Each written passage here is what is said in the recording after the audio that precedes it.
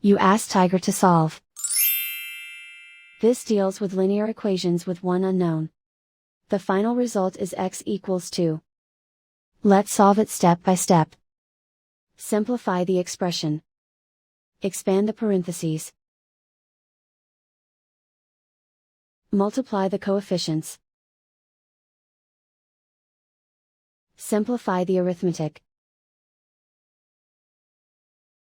Group all constants on the right side of the equation.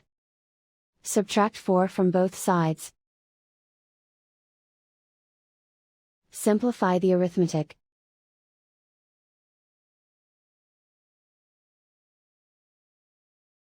Isolate the x.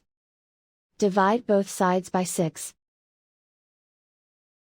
Simplify the fraction. Find the greatest common factor of the numerator and denominator. Factor out and cancel the greatest common factor. And so the final result is x equals 2.